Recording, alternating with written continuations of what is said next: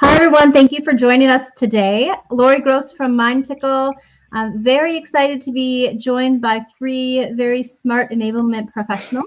So I would like to have everyone introduce themselves. We'll start with Rosalind, go to Joy, and Ashley. And if you guys could introduce yourself, and then also let us know what's the one thing that you hope continues long after COVID-19 is over.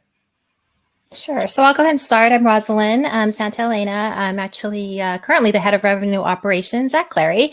Most of my career has been spent in operations, all thing RevOps, all thing go-to-market operations. Happy to be here and super excited to be part of this. In terms of sort of what I guess what I will miss the most, we were joking backstage about being able to wear yoga pants every day. But I think that, what I'll miss, or at least hope that we continue to do, is just really embrace the remote selling and sort of the remote aspect of working and partnering with not only our customers, but within our teams. Because I think for those of us who were close to a headquarters location and had the benefit of going into the office every day, I think we've all received sort of an appreciation for those of our colleagues who have had to work remote and away from the home office the majority of the time. So. Oh, Joy, you're muted. No.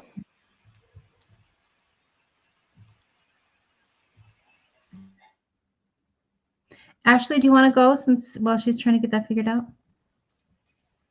Sure. Yes, happy to. So my name is Ashley. I'm the Senior Director of Sales Development at Brex. I've been in sales development now for, about 8 years, I would say, and have built out SDR teams at both a lot of different companies in the Bay Area, including Zenefits, Lever, Narvar, and like I said, most recently at Brex. A huge passion of mine is hiring and building teams. And I think over the years, I've probably hired close to 200 people and promoted 50 across the board. Some new challenges with this remote world is doing all of that virtually. And so hopefully we'll be able to share some of those best practices and learnings that I've found over the past 9 months that we've been in this COVID, or maybe longer at this point. But what am I going to miss or hope that stays? I think the talent bar of being able to hire people outside of just where you're headquartered has been something that's been really eye-opening for me. And I hope that that is something that we continue to build on. Very good. Joy, thank you, Ashley. Did we have you back? I will try again. Can you hear me? Yeah. Okay. Was working before, I swear. So Joy Callahan, I lead the sales enablement function at Chamberlain Group. It's privately held manufacturer and IoT services provider. I have 17 years of experience with direct B2B and channel sales. And, as we know that the world is changing, and, the events of 2020 are certainly they certainly highlight the necessity for us to continue to evolve with them. I really enjoy sales transformation. So 11 of my years of experience have been in sales enablement, sales operations, effectiveness roles, and really excited to share some of the learnings and also some of the struggles that we've had. Now, one thing I hope continues is curbside pickup, because that has helped me reduce my spend at Target if I am very planful and have a list and I don't walk into the store and splurge. So that's my fun one. I love that. I was recently in a session with the CEO of Best Buy, and she said, I told her I was going to steal this and share it, but she said that I don't know if we're really working from home or if we're sleeping at work, because it's just definitely a different world we're living in right now. So with that in mind, obviously enablement is in a key position to help businesses and individuals within our companies have a peace of mind through this big fundamental shift.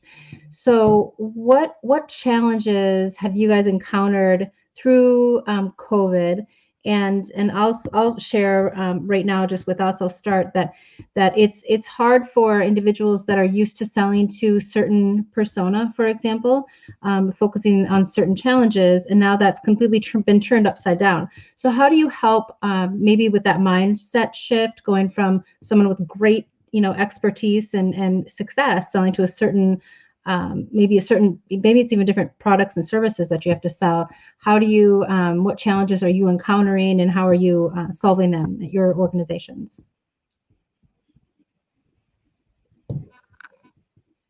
I'm happy to jump in. I think for my team specifically, it being in a hyper growth startup, there's things that are changing on a daily basis. And I think one of the biggest challenges has been, how do I get that information to my team quickly? And before, when we were sitting next to each other, it was a lot of tribal knowledge that was being shared. So if you are getting certain objections from certain buyer personas, or getting, learning new things about different competitors that are popping up, it's no longer that you're on the floor and talking back and forth about that. So we've had to leverage like really heavy on Slack. We have just like one common channel that we put different objections in, and it has everything. It has SDRs, AEs, managers, enablement, everyone on it. And so it's like all hands on deck with collaborating on how to handle those things.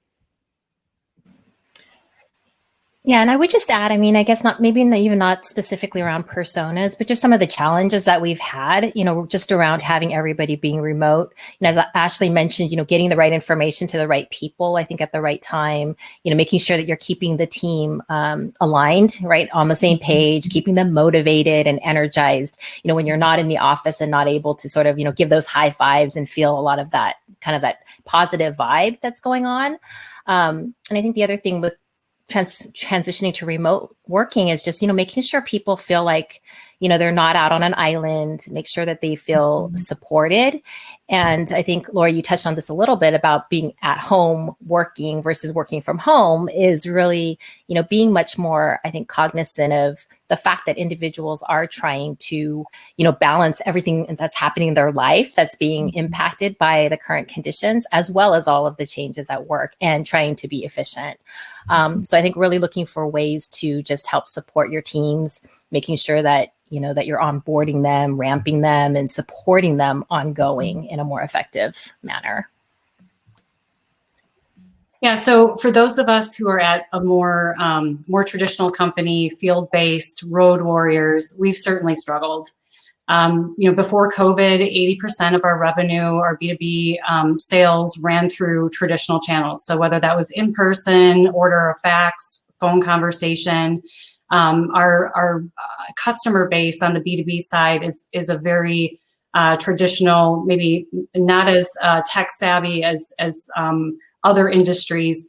And they really, there was really nothing forcing them to reimagine, and leverage some digital channels. So I believe our customers have struggled also, and that has helped us. That has also highlighted our struggles with, how do we reach out to our customers when they're on the go and they're in the field when we can't be in the field.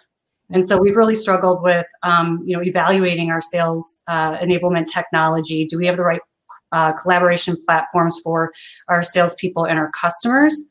And then when we went down when we marched towards actually getting those platforms in place, it was clear that we had a skill gap from a technology standpoint. So all of those different things are affecting, not just our interaction internally, but also our skill gaps with our own sales reps and our customers. So those are some of the focus areas that we've been working on. That's helpful.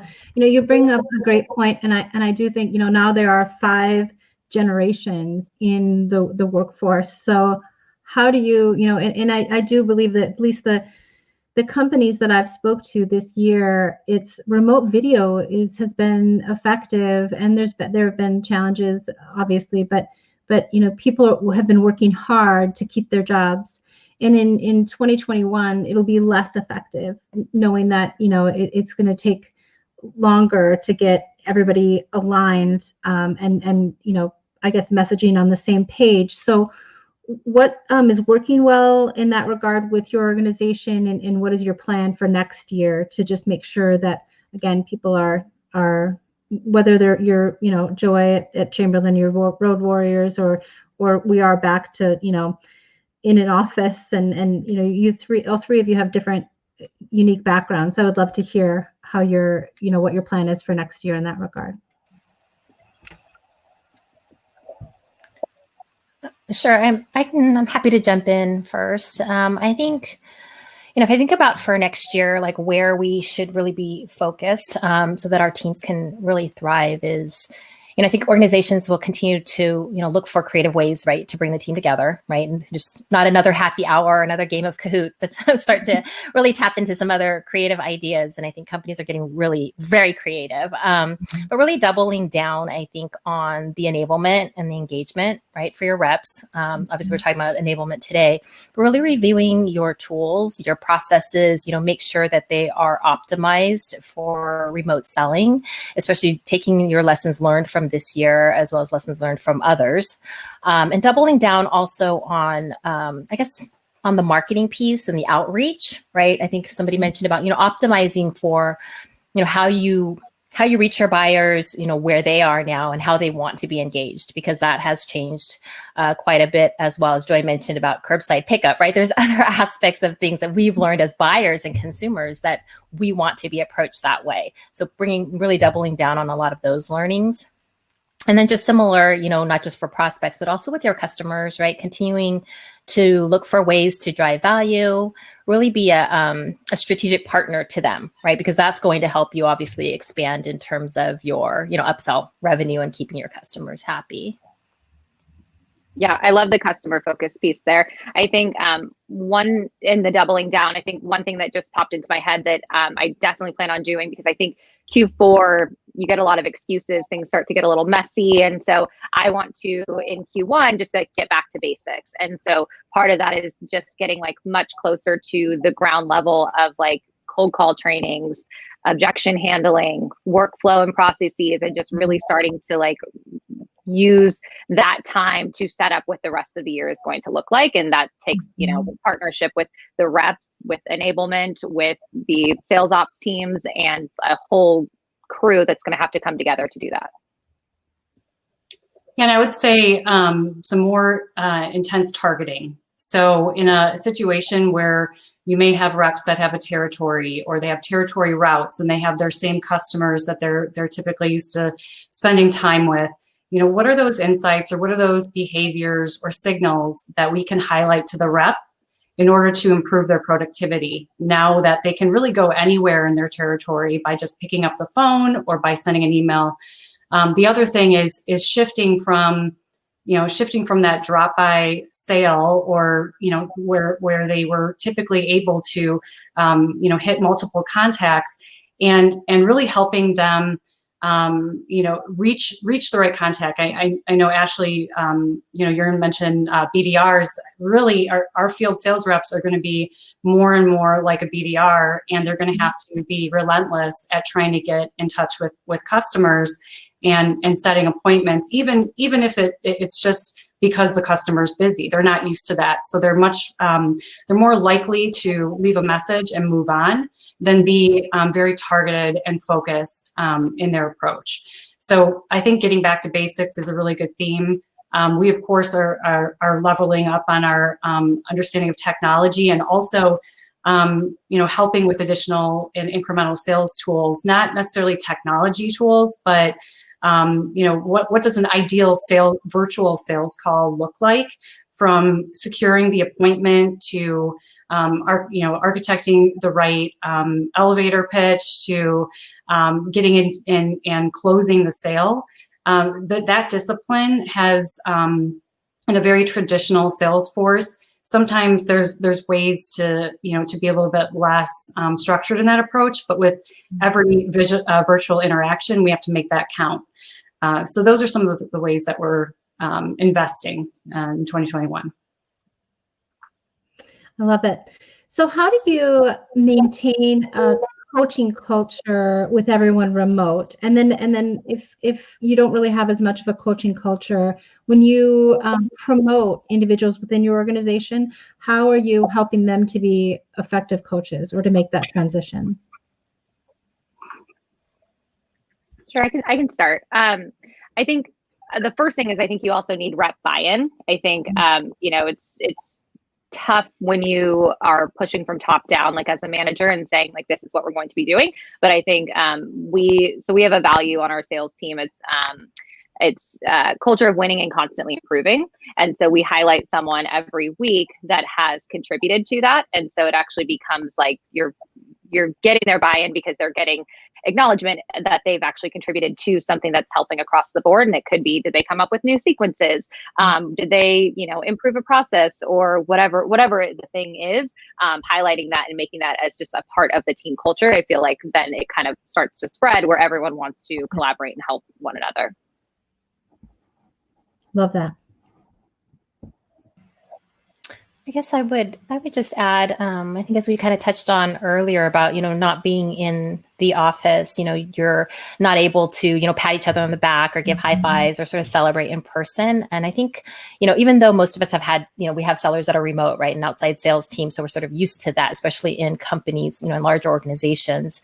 But especially with your, your less experienced sellers, maybe like your BDR or SDR team, for example, that sort of being together and being able to celebrate and again, kind of feeding off the energy is a big, big part of their learning.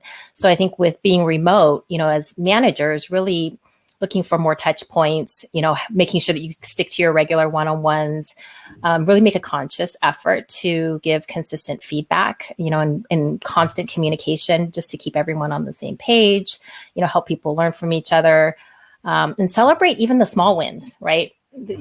However big or however small, to make sure that you celebrate those small wins. And I would just recommend looking for different ways of communication, right? There's so many different ways, right? We have such great technology. It could be, record yourself doing a short video, right? And share that with the team. Maybe do it even as short audio because some of us are kind of tired of being on video, right? Do a quick huddle. You obviously have, Slack or email or whatever tools that you're using. And there's always the good old fashioned phone call too, like anything else. But I think just really looking for new ways to be creative in your communication and just making sure that you're celebrating all those little, small wins that normally you may not make a big deal of it in the office because people hear it, overhear it, and they kind of can pick that up or even feel it through the feelings. So anyways, little things to help out. We are a little bit on the earlier side of our coaching culture, I would say, in terms of consistency.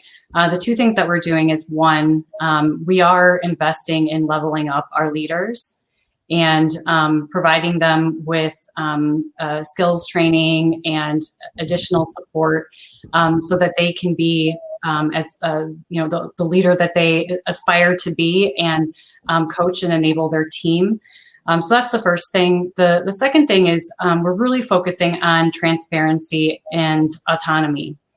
So an example is, and especially in our field environment, with a variety of lockdown orders or shutdown orders in states, reps were really confused. They were nervous. Should I be traveling? Should I not be traveling? Should I be seeing customers? I'm not comfortable seeing customers. And there was a lot of anxiety around that. And, from the top down and at every level, we've been able to, talk through those issues and with transparency and with, by giving those individuals autonomy, really start to build that foundation for a coaching culture. I love it. So switching gears a little bit to onboarding, we are seeing that business leaders are just aggressively looking for strategies to increase output, of course, sell more while keeping those costs low. So, or in check. And obviously, an improved onboarding process is a great way to reduce time to productivity, to improve win rates, to do, improve CSAT scores and NPS scores or whatever. So reduce attrition. How are you, what does your virtual onboarding experience look like currently? Any lessons learned? Any ways that you're what are you doing, I guess, to make sure that you're ensuring a quick and seamless ramp time? Good, bad, ugly stories, anything you would like to share? I can go ahead and start. I guess, I think, we have a pretty robust onboarding plan for our sales team. Each new employee gets a personalized onboarding plan for their first 60 days. We obviously have a corporate onboarding program, right, where each new hire go through sessions with our executive team and our functional leaders. But each salesperson gets an individual plan, and that plan is sort of a week by week, right, outline of action items that include, getting access to tools, and learning how to use them, meeting the key players, resources, content, right, that they should read, meetings that they should get added to or that they should attend. And then, we have obviously learning paths, right, with assignments to complete within our learning tool. And then the other thing that we do is we assign a mentor to each new hire. So this is somebody who is in a very similar role, and that mentor is tasked with making sure that the new hire successfully completes, right, all the required actions and be there sort of as their buddy, right, or mentor. And then, of course, we have also a list of things for the hiring manager to do as well. So I think that's the plan we've always had, but I think it's more, I think it's now we've probably need to revamp and kind of look at that and see what's working and what's not for next year.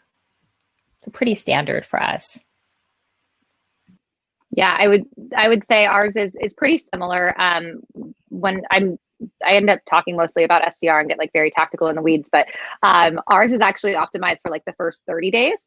But that's also because we have very transactional deal size. But we were forced to revamp this whole thing because I actually hired 11 SDRs this quarter, 8 of which were interns, and across the entire country. And so some were working different time zones, some were working different schedules because of their school situation. And so it definitely forced us to flex this muscle. And I think some of the biggest just learnings, I guess, was to be over the top proactive with communication. Rosalind was mentioning earlier, like all the different channels of how you can communicate. I think the biggest thing is like asking people too, like how do you receive information the best way? And so if do you prefer a phone call? Do you prefer Slack, email? What is it? And starting to personalize those to make each person feel a little bit more like welcome and committed to the team, because we're not in person. We have individual ramp plans as well. We have a sidekick program, and that's with a more senior rep, and they're actually responsible for meeting with that person weekly, having them shadow them. I think that's probably been the hardest part with onboarding remotely, is actually showing people how to use the tools and the systems. It's no longer like, hey, like I can't figure out how to run this report on Salesforce. It's like, send me a Zoom, share your screen, let's walk through it. So it takes a lot more additional steps, but so that has been tricky, but I think it also goes back to the people that you're hiring as well, and having those conversations through the interview process and making sure that they're up for that challenge. Because I say you're only going to be successful if you're going to be proactive and try and learn in this world too, because we're learning as employers and managers just as much as new hires and new employees are as well.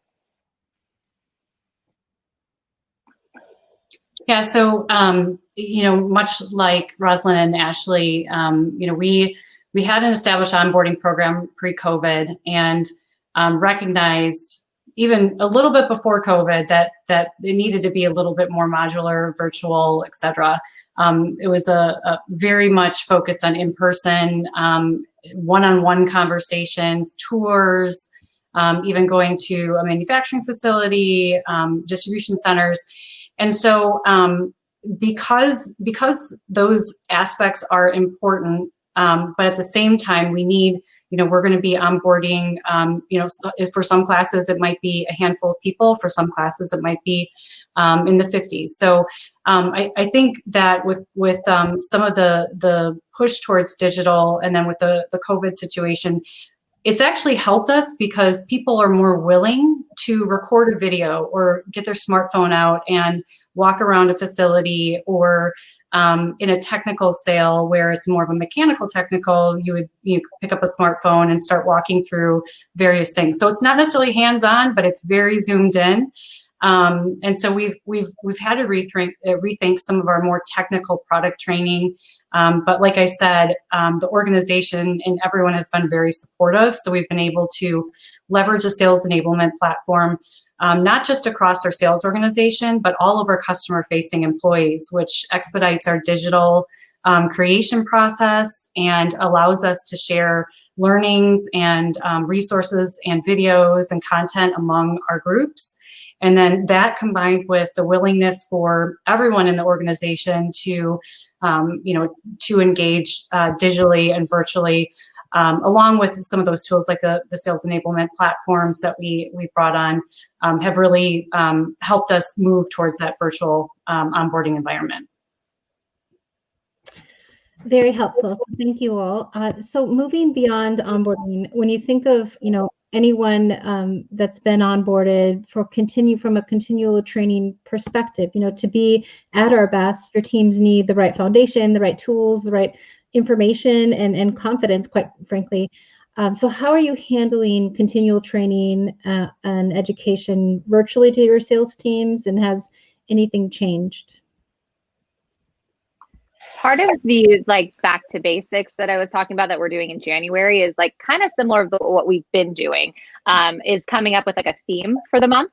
And so for October, for example, we based off of data, we noticed that more of one-off emails that were being sent had higher open and reply rates versus sequences.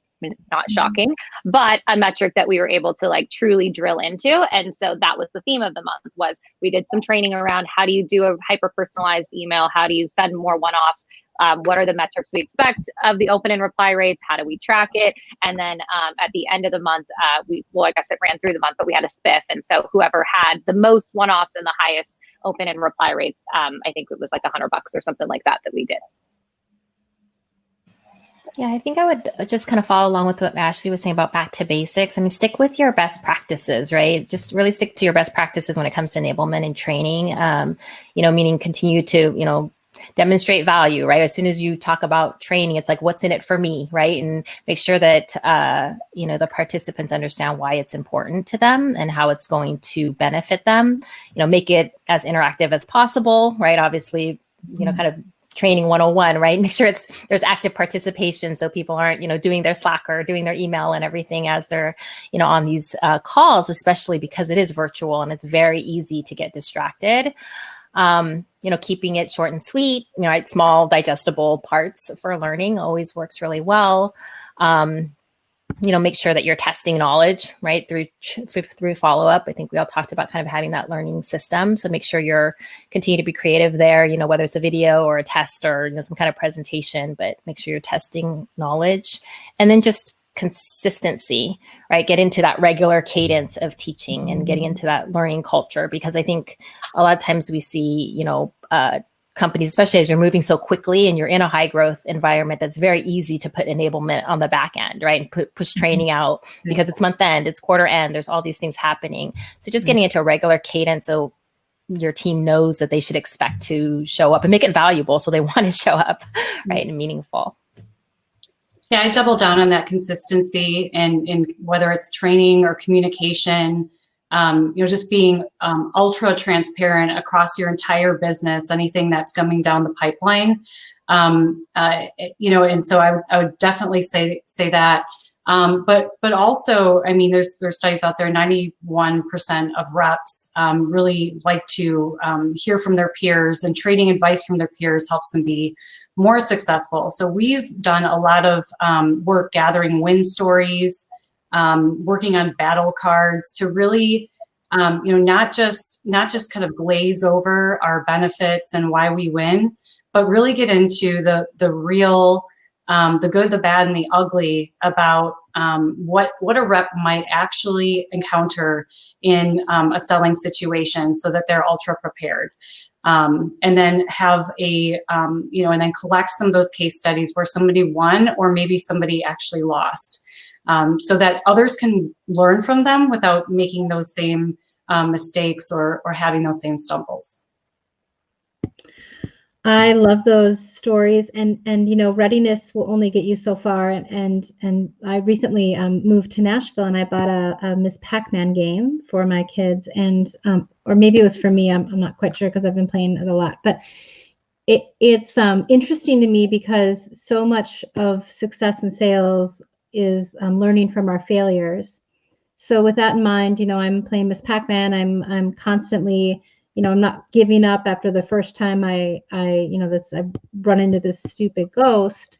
So with that in mind, competitive salespeople are driven by emotion, but we have to learn to fail and fall forward. And with that in mind, I've loved some of the stories that you guys are incentivizing people and helping, you're crowdsourcing content and how else, any other thoughts come to your head, how you challenge your team or plan to do so in 2021 and whether it's productivity or capability or training or coaching people based on their skill, to bridge those skill gaps. So anything pop in your head in that regard?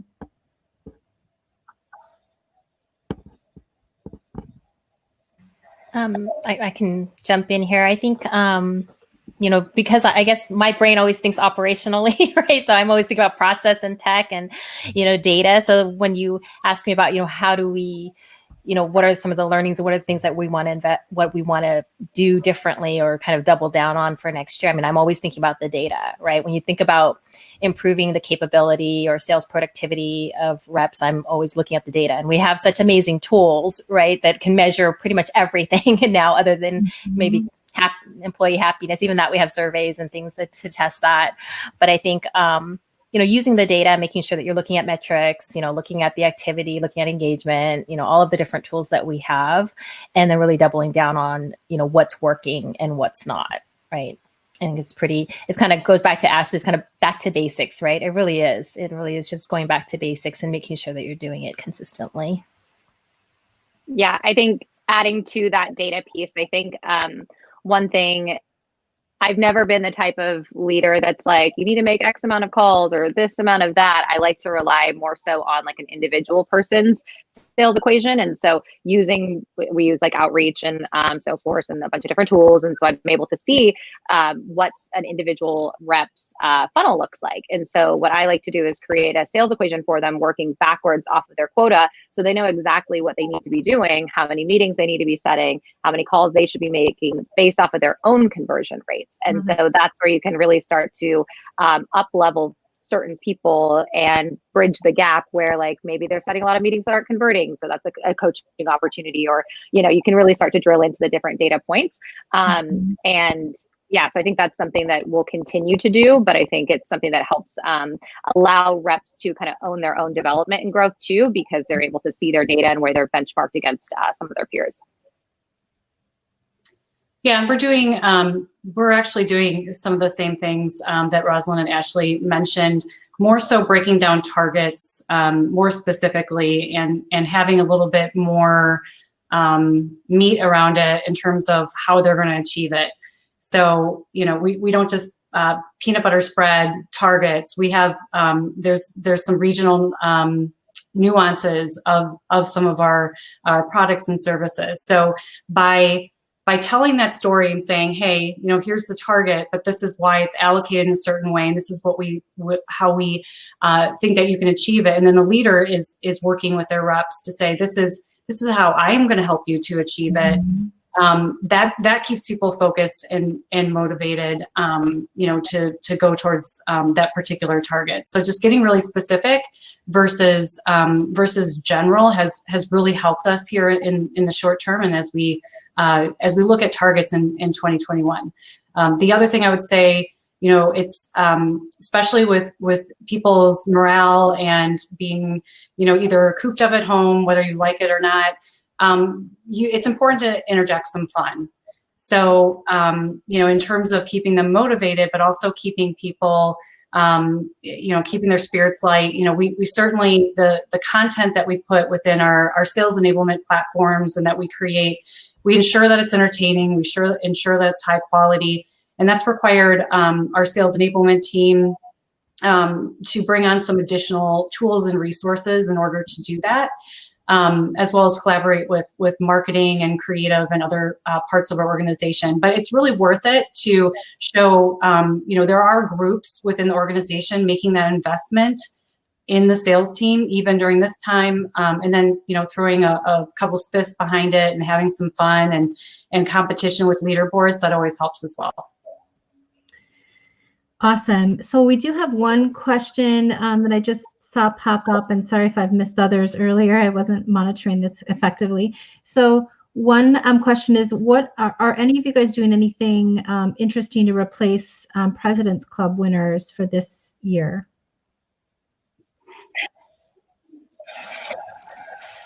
Yeah, that's a tough one. I was waiting for someone to ask about SKO or RKO, as we call it, as well, and how we're moving those virtually, but I haven't seen that question yet either. I don't know that we have a good answer for the replacement of trips, because that's always a big one, and just the fact that we're not able to travel right now. I'm guessing most companies are probably either, continuing the program, but possibly just delaying when that will actually happen, or replacing it with, some other type of prize.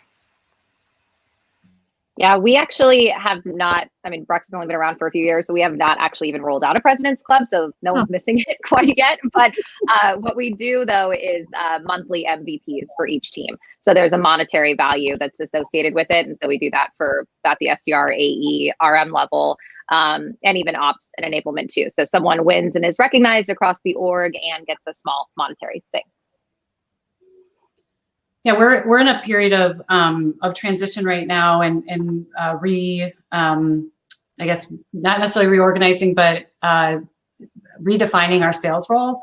So our President's Club, or what would be President's Club, we typically actually highlight those individuals and reward them and recognize them in our sales kickoffs, which we used to have twice per year. And that would really be a celebration for the entire sales organization with a couple extra things for those winners. So we haven't had the ability to do that this year. I do know some organizations are are offering a personalized trip. So it's maybe not everybody together, but it's its own curated package for that President's Club winner. So that reduces the whole, or it enforces the whole social distancing thing, and reduces numbers of people actually being together, because there are situations where people are traveling. So that's certainly an option, but not one we've had the opportunity to take advantage of. That's what we are doing at MindTickle. There's a company that we are using that you pick a package. So you get to pick a destination, you pick, the timing. So it's kind of a way to, not as fun, but definitely still can do something. So we have another question. How are you all coming up with, or what are some of the key metrics that you're reviewing with competitive but reasonable targets for your teams in 2021? We are actively evaluating that right now and planning for quotas, what they'll look like at least for Q1. I think what this year has definitely taught us is that you do have to be able to pivot and acknowledge if you've set the bar too high or too low. I definitely think it has to be based off of data. It can't just be because we're in COVID and because we assume buyers aren't, in that motion. I think what we're looking more so at is changing quotas based off of some of the processes we've put in place. And so one example of that is we've maxed out the amount of emails that an SDR can send on a daily basis to help protect our domain. And before, when we didn't have that, it was much easier to get a lot more meetings. Now we're more constrained with what we can actually be doing. And so the focus is squeezing more out of our TAM, our total addressable market, versus, just blasting across. So that was a business decision. And so that affects the way that we're looking at how quotas are set. Yeah, we're going through sort of the same process. I think every company is right now in terms of planning. And I think in terms of setting quotas and targets and sort of where we want to be for next year, I think the COVID piece of it has less of an impact than, saying, hey, this is where we want to grow next year. And how do we get there, right? As Ashley mentioned about the TAM, right? So we need to look at our TAM, look at new routes to market, look at our selling motion, revisit our ICP, our target personas, right? All of that, and really try to broaden the ability for our reps to, more prospects, a bigger TAM, better ways to penetrate accounts, right? And better accounts versus looking at reducing the targets that the company wants to hit. Yeah, and we're in a situation where COVID, I'm not sure if it's actually helped our demand, but our demand is extremely strong, and which is really fortunate for us, but difficult for setting targets for next year. But at the same time, we have several product lines where, in one we're very saturated, and then in two others, it's going to take a lot more focus. And so by biasing our targets towards those areas, those growth areas, and then also being hyper focused, revising our sales roles and having more of a system sell, we're kind of marching past COVID at this point. And looking at our long-term strategy and executing that, and COVID is really just the environment that we're in. So it's just really looking forward. Love that. So with the one last, I guess I'm not quite sure. Are we wrapping up now? Yeah. Okay. So one last question. With the idea that we have a 70-20-10 rule that many people subscribe to, that we only learn 10% of what we need to know to do our job for the traditional enablement process. And I love, there's a lot of themes running through with all three of you and your organizations, which I love. And how do we impact the 70-20%, which is more of the collaborative, the peer-to-peer, the experiential, and what I love is I heard a lot of gamification that you guys have. You have individual incentives, individualized plans. It sounds like video, that you're doing a lot of crowdsourcing content. Anything to add in that regard, as far ways that you're helping, making sure that you're impacting, really what the keys to success. I love some of the strategies you guys have shared, but anything to add in that regard?